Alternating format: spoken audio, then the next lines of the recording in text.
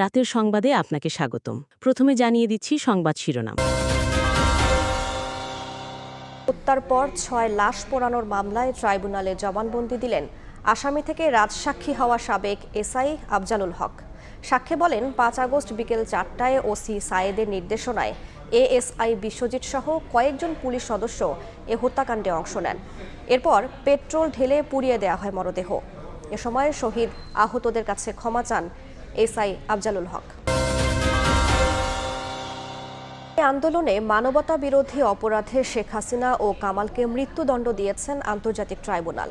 রায় কার্যকর নিয়ে এখন সবচেয়ে বড় প্রশ্ন, ভারত থেকে পলাতকদের কিভাবে দেশে ফেরত আনা হবে। বাংলাদেশ ইন্টারপোলের মাধ্যমে গ্রেফতারি পরোয়ানা পাঠানোর পাশাপাশি বন্দি বিনিময় চুক্তিকে কাজে লাগানোর কথাও ভাবছে। তবে শেখ হাসিনা কামালকে ফেরাতে আইনি পথে হাঁটার পরিবর্তে কূটনৈতিক প্রচেষ্টা জোরদারে পরামর্শ বিশেষজ্ঞদের। জাতীয় নির্বাচন উৎসবমুখর করতে সেনাবাহিনীর সহযোগিতা চেয়েছেন প্রধান উপদেষ্টা ডক্টর মোহাম্মদ ইউনূস। মানবতা বিরোধী অপরাধে শেখ হাসিনার ফাঁসির রায়ের গুরুত্ব কমিয়ে ভিন্ন খাতে নেয়ার চেষ্টা করছে একটি মহল। এবার শুনবেন বিস্তারিত।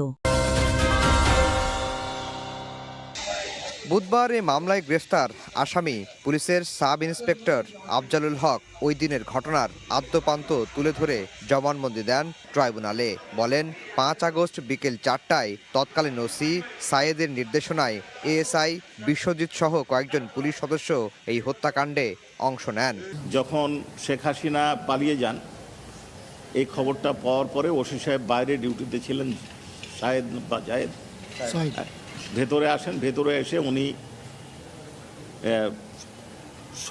ওনার ফোর্স এবং অফিসার এবং বাইরে থেকে যে ফোর্স আসছে তাদেরকে নিয়ে গেটের সামনে যান এবং ওই সময় ওনার নির্দেশে বিশ্বজিৎ, এএসআই এবং অন্য কয়েকজন যারা অন্য ইউনিট থেকে আসছে তারা গুলি করেছে।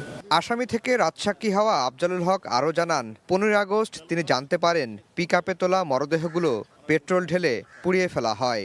শহীদদের আত্মত্যাগ স্মরণ করে ক্ষমা চেয়ে বিবেকের তাড়নায় এই জবানবন্দি দিয়েছেন বলেও ট্রাইব্যুনালে জানান তিনি। তাদের মধ্যে যে পরামর্শটা উনি দেখেছেন, পরামর্শ দেখে উনি মনে করেছেন যে ভিন্ন কোনো পরামর্শ হচ্ছে এবং তার উপস্থিতি দেখে তাদের আলোচনা বন্ধ হয়ে যায় এবং তিনি একটু অসুস্থতা ফিল করেন এই মানুষ হত্যার ঘটনায়, তখন তিনি ভেতরে চলে যান।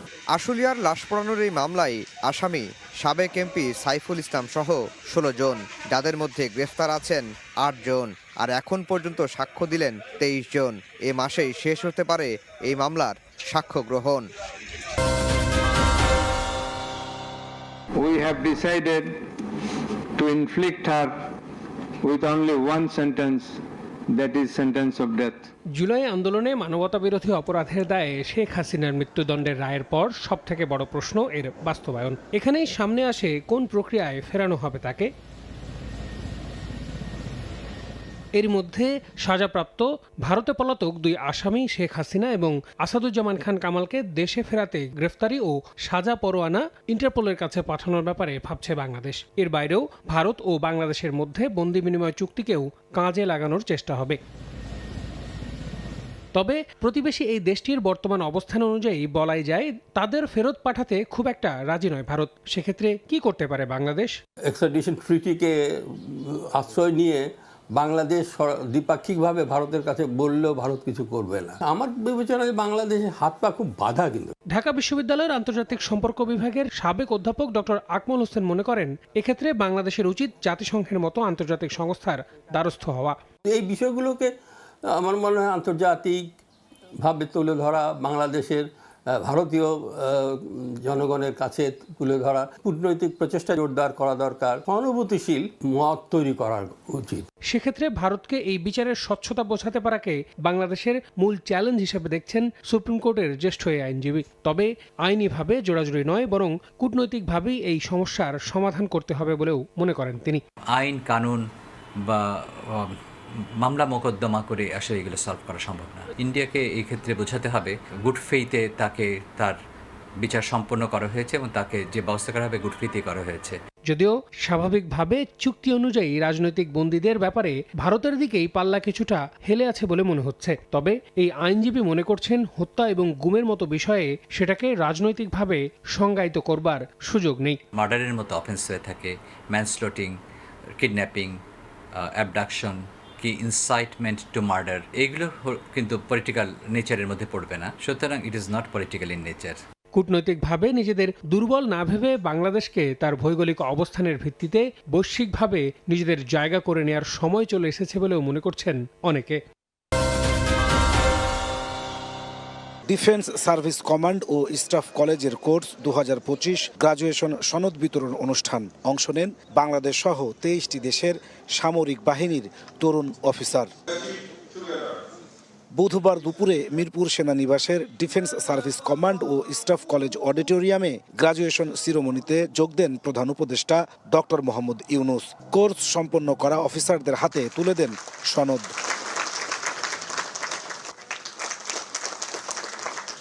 অফিসাররা জানান, অর্জিত জ্ঞান ব্যক্তি ও পেশাগত জীবনে কাজে লাগিয়ে দেশের যে কোনো সংকটময় মুহূর্তে ভূমিকা রাখতে সাহায্য করবে। We work here in multinational environment. This is first time for me. I work with Navy and Army and Air Force together in the Joint Syndicate. So a lot of experience and many knowledge I will take it back home with me. কোর্সের মধ্যে ভ্রাতৃত্ব হয়েছে। এই যে আমরা কয়েকটি মেয়ে এতগুলো ছেলের মাঝে কোর্স করেছি, আমাদেরকে নিজেদেরকে আমরা কতটা স্ট্রং সেটা আমি আবিষ্কার করেছি। যে কোনো যুদ্ধের পরে যেন আমরা শান্তি স্থাপন করতে পারি, সেটারই মূলত প্রশিক্ষণ আমাদের হয়ে থাকে। এ সময় জুলাই গণ অভ্যুত্থানে সেনাবাহিনীর ভূমিকার ভূয়সী প্রশংসা করেন প্রধান উপদেষ্টা। বলেন, সেনাবাহিনী সঠিক সময়ে সঠিক সিদ্ধান্ত নিয়েছিল। All the armed forces, the entire rank and file. July গণ অভ্যুত্থানে রাজনৈতিক দল হিসেবে অন্যতম অংশীদার বিএনপি ৩৬ দিনের আন্দোলনের মুহূর্তগুলোকে দলিল আকারে সংরক্ষণের পদক্ষেপ নিয়েছে দলটি।